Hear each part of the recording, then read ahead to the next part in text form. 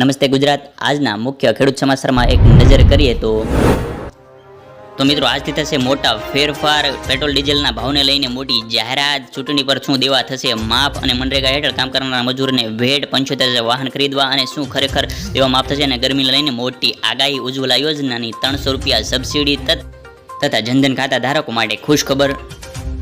તો મિત્રો સમાચારમાં આગળ વધીએ તો આજથી થશે મોટા ફેરફારો।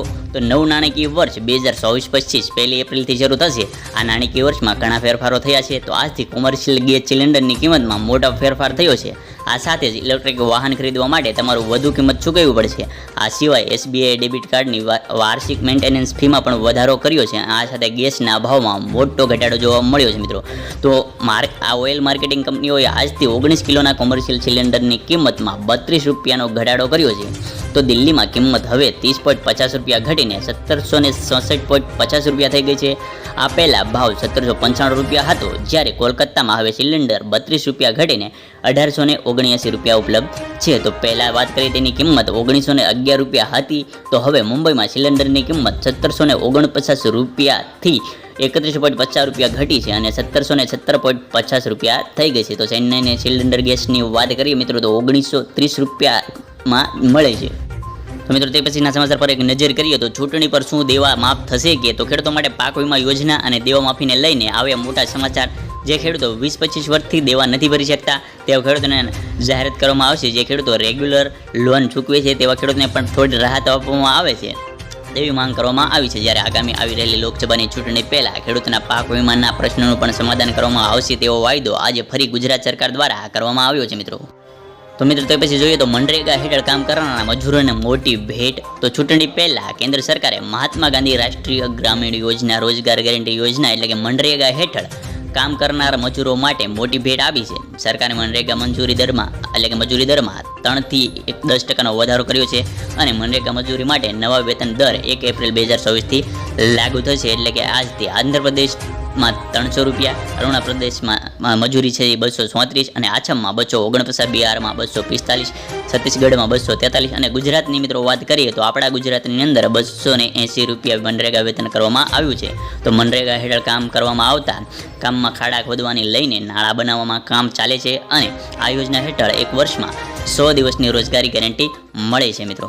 તો મિત્રો તે પછી વાત કરીએ તો 75,000 વાહન ખરીદવા સહાય ખેડૂત મિત્રોને તો કિસાન પરિવહન યોજના છે જે એને લીધે 2024માં ખાસ ખેડૂતો માટે માલવાહક વાહન ખરીદવા પર નવી સહાય બહાર પાડવામાં આવી છે। જે અંતર્ગત માલવાહક વાહન ખરીદી પર ખેડૂતોને 75,000 રૂપિયા સુધીની સહાય મળવા પાત્ર થઈ છે। આ યોજનાનો લાભ કોઈ પણ ખેડૂતો લઈ શકે છે, જેમાં નાના સીમાંત SC, ST અને મહિલાઓને 35% અથવા 75,000ની સહાય મળવા પાત્ર થશે, તેમજ સામાન્ય તથા અન્ય ખેડૂતોને 25% અથવા 50,000ની સહાય મળવા પાત્ર થશે। તો મિત્રો તમે પણ જો આ 75,000 સુધીની માલવાહક ખરીદવા માટે જે સહાય યોજના લેવા માગો છો કિસાન પરિવહન યોજના હેઠળ, તો તમે પણ આઈ ખેડૂત પોર્ટલ પર જઈને આ સહાય યોજના માટે ફોર્મ સબમિટ કરી શકો છો।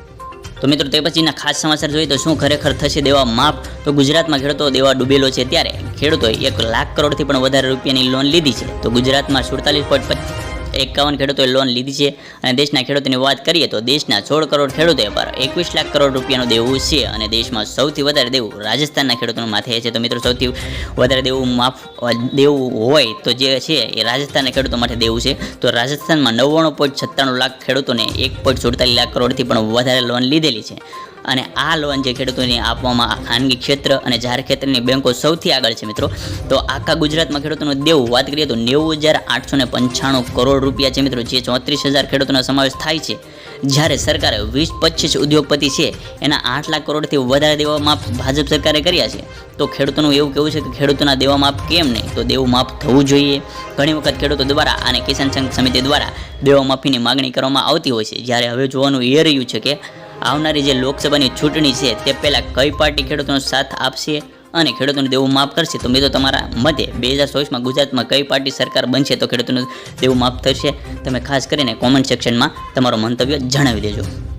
તો મિત્રો તે પછીના સમાચારની વાત કરીએ તો ઉજ્જવલા યોજનામાં 300 રૂપિયાની સબસિડી મિત્રો તો જણાવી દીધી કે કેન્દ્ર સરકારે PM ઉજ્જવલા યોજના હેઠળ આપવામાં આવતી સબસિડી સમય મર્યાદામાં 1 વર્ષ વધારી દીધી છે। કેન્દ્ર સરકાર માજી મંત્રી પિયુષ ગોયલે ગુરુવારે એક પ્રેસ કોન્ફરન્સ યોજાણી હતી. આ સંદર્ભમાં તેણે માહિતી આપી હતી.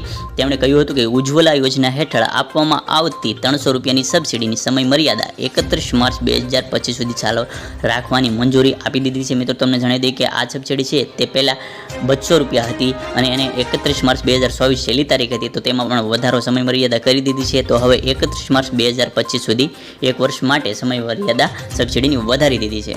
તો મિત્રો આ પછી સમાચારની વાત કરીએ તો ગરમીને લઈને મોટી આગાહી કરવામાં આવી છે. તો ગુજરાતમાં આવનારા 2 દિવસમાં ગરમીનો પારો 41 ડિગ્રીને પાર પહોંચી શકે છે. જો કે 2 દિવસ પછી ગરમીમાં થોડી રાહત મળવાની શક્યતા રહેલી છે. તો આવનારા 3 દિવસ દરમિયાન સૌરાષ્ટ્ર અને કચ્છના કેટલાક જિલ્લાઓમાં હીટવેવની આગાહી સાથે યલો એલર્ટ પણ જારી કરી દેવામાં આવ્યું છે. તો 2 દિવસ બાદ વેસ્ટર્ન ડિસ્ટર્બન્સ અપ્રોચ કરી રહ્યું છે, તેથી આવનારા 3 દિવસ બાદ ઉકળાટનું પ્રમાણ વધી શકે છે. બીજી તરફ હવામાન ખાતા દ્વારા આગાહી પણ કરવામાં આવી છે કે ઉત્તર ગુજરાતના બનાસકાંઠા અને મધ્ય ગુજરાતના આણંદમાં 2 દિવસ રાત્રિ દરમિયાન ગરમીમાં વધારો જોવા મળશે. તો મિત્રો જોઈએ તો જનધન ખાતામાં આવશે પૈસા. જે લોકોનું જનધન ખાતું છે તેમના માટે એક સારા સમાચાર આવ્યા છે. આવનારી લોકસભાની ચૂંટણી પહેલાં સરકારે રજૂઆત કરી છે કે જેમનું જનધન બેંકમાં ખાતું હોય તેમને પૈસા આપવામાં આવશે. તમને મિત્રો જણાવી દઈએ કે કેન્દ્ર સરકાર દ્વારા જે લોકોનું જનધન ખાતું છે તેમને ઓવરડ્રાફ્ટમાં 10,000 રૂપિયાના આપવામાં આવે છે. મિત્રો તમને જણાવી દઈએ કે જે લોકોનું જનધન ખાતું છે તેમને ઓવરડ્રાફ્ટ થકી 10,000 રૂપિયા આપવામાં આવે છે. જો તમારા બેંક એકાઉન્ટમાં પૈસા નથી તો પણ તમને આ રકમ મળવાપાત્ર થશે અને તેનો ઉપયોગ પણ તમે કરી શકો છો. આ રકમ મેળવવા માટે તમારે જનધન બેંકમાં જવું પડશે અને જનધન ખાતું ખોલાવવું પડશે અને ઓવરડ્રાફ્ટની સુવિધા મેળવવી પડશે. એટલે કે તમારે ઓવરડ્રાફ્ટની સુવિધા મેળવવી પડશે. અને જો તમે સરકારની આ યોજનાનો લાભ મેળવવા હોય તો તમારી ઉંમર ઓછામાં ઓછી 18 વર્ષ અને મહત્તમ એટલે કે વધારેમાં વધારે 65 વર્ષની ઉંમર હોવી જોઈએ, તો જ તમે આ જનધન ખાતામાં એકાઉન્ટ ખોલાવી શકો છો અને તમે આ ઓવરડ્રાફ્ટની સુવિધા મેળવી શકો છો. તો તમારે જનધન ખાતું હોવું જરૂરી છે. તો મિત્રો તે પછીના સમાચારની વિગતે વાત કરીએ તો પીએમ કિસાનનો 17મો હપ્તો ક્યારે આવશે? તો 17મો હપ્તો ક્યારે આવી શકે? તો 17મી હપ્તાની રિલીઝ તારીખ વિશે વાત કરીએ તો હજુ સુધી કોઈ સત્તાવાર જાહેરાત કરવામાં આવી નથી. મિત્રો તમને પ્રધાનમંત્રી કિસાન સન્માન નિધિ યોજનાનો જે 2,000 રૂપિયાનો જે 17મો હપ્તો છે તેની કોઈ સત્તાવાર જાહેરાત કરવામાં આવી નથી, પરંતુ નિયમ મુજબ દર 4 મહિને હપ્તો બહાર પાડવામાં આવતો હોય છે અને ફેબ્રુઆરીમાં 16મો હપ્તો બહાર પાડવામાં આવ્યો હતો.